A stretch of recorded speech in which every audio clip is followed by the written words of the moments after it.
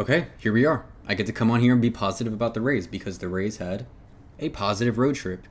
It wasn't, fantastic, great, amazing, but there is absolutely good to take from it, and haven't been able to do this often enough this season, so we're going to be positive and talk a little bit about this road trip and what trended upwards exactly, and will the Rays be able to keep this up going forward? Because that's the way this season has been. You have a okay stretch. Maybe you have two good series in a row, and then you have three bad series in a row. So, um, let's just be happy for a minute. Yeah. Okay, so the road trip started against the Atlanta Braves, which feels like a month ago at this point, but yeah, that did happen. And let's get the bad out of the way. Those first two games, the Rays got absolutely crushed. Game one, Zach Littell, his worst outing of the season. Game two, Pepio didn't look great. You were kind of just like, when that happened because the Rays did not have a great homestand before that, getting swept in a 4-game series against the Baltimore Orioles. But things did end up turning around in this road trip, as I've said. So in game three, I feel like this is kind of where things may have changed for the better. The Bats woke up. That's what happened. The Bats woke up in this game, and it kind of carried on for the rest of this road trip. And you kind of just have to hope as a Rays fan, this is the Rays trending towards the norm.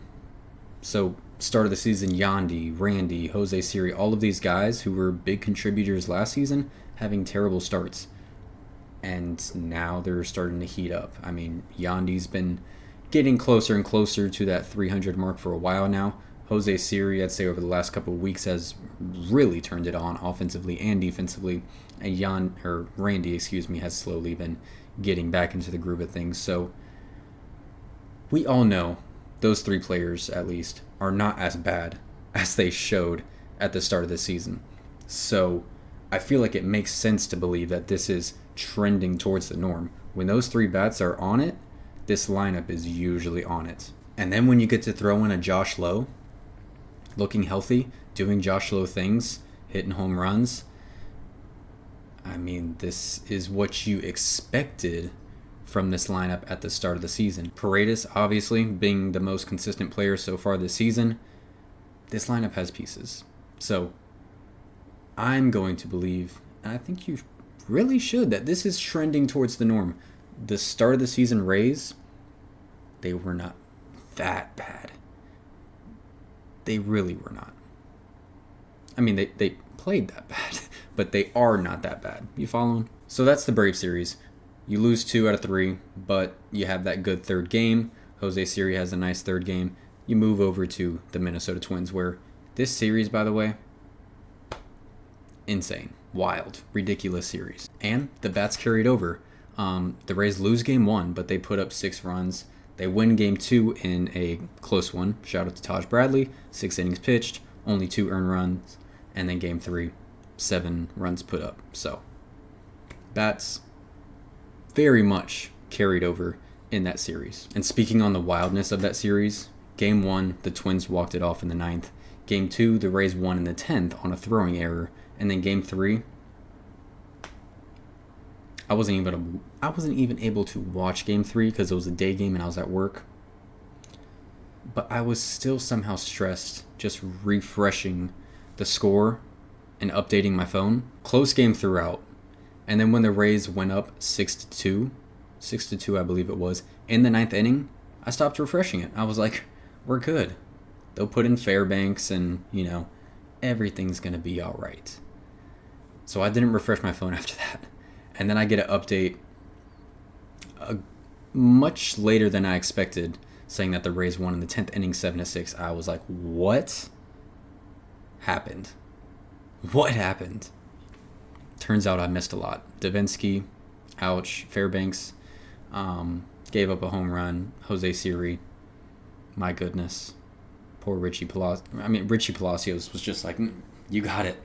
You got it. And I cannot speak enough about Jose Siri on this road trip. Defensively, saving runs. Credible catches, whether it's against the wall, diving. And then when he's able to throw guys out like that, use his arm like that, That's different out there in center field. So the Rays are able to win 2 out of 3 against the Twins. This is where we get to, move into the positive things. Then they go on to Pittsburgh. Game 1, boom. 10-3, the Rays win.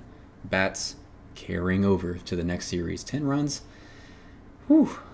Can't remember the last time the Rays did that this season. I'm actually going to check that right now. So unless I'm missing something, last time the Rays scored 10 runs in a game, Friday, May 3rd, against the New York Mets, which I was actually at that game, so I should have remembered that. But going back, that was the only time the Rays scored 10 runs this season. So that game, and then what the Rays just did against the Pirates. Game 2, they lose a close game, 4-3. And then game 3, this was perfect. This was great. Aaron Savali against Paul Skeens. Pitching matchup, I'm not going to sit here and say I was confident because I was not. Starts off with a bang. Yandy Diaz, home run. Awesome. But Skeens settles in, probably wouldn't do its justice. Just worked the Rays lineup the rest of the way, has a nice and long outing for himself. But Savali was able to keep it together, and you have to give him credit for that. That's not something we've been able to say much this season, but he absolutely kept it together, kept the Rays in it while the Rays were not scoring runs and providing support for him. Skeens comes out, put up a couple runs, Rays win 3-1. And they win the series 2-3. Beautiful. It was positive. We're going to be positive. The Rays have won 4 of 5. Can they keep it going? The only negatives I can take out of the road trip is injuries. Brandon Lau got banged up. Nothing new, unfortunately. Day-to-day, doesn't seem to be anything too serious. Cool. Hopefully, you can just... It doesn't even... I feel gross saying this because I've said it too many times. Hopefully he can heal and, be healthy and get on the right track and get back to that Brandon Lau we know. All we can do is hope. And then Ahmed Rosario getting absolutely beamed in the face with a 100-mile-an-hour fastball. All he got was a couple stitches. That's probably the best result you can get from that. So thankful there that it wasn't anything more serious, broken jaw, whatever it could have been. Shout out to Rosario. So the homestand we have now, Seattle Mariners, and then a weekend series against the Washington Nationals. So looking at those two teams, Seattle 45-35, top of their division, by pretty good margin, 6 games there. Definitely the tougher of the two teams. Just looking at the matchup there, going down to the Washington Nationals, 38-39. Wow. Can't believe the Nationals have a better record than us, but that's the world we live in right now. Not a team I'm very scared of, but just looking at the records, they're pretty average like us, so it's not a gimme. I would be ecstatic.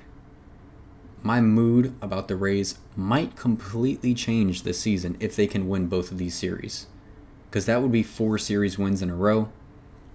Let's go ahead and look at the wild card standings. Can't believe I'm doing this. 4 games back.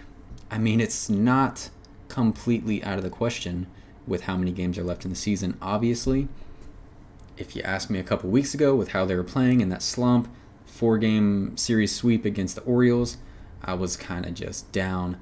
No, they're not going to make the playoffs. Just kind of disinterested, honestly. But the bat's coming alive. Things moving in a positive trending direction. Who knows what can happen? It is going to be a absolutely insane race looking at these teams here. Red Sox not doing too bad for themselves. Royals, we played them earlier in the season, and they did well against us.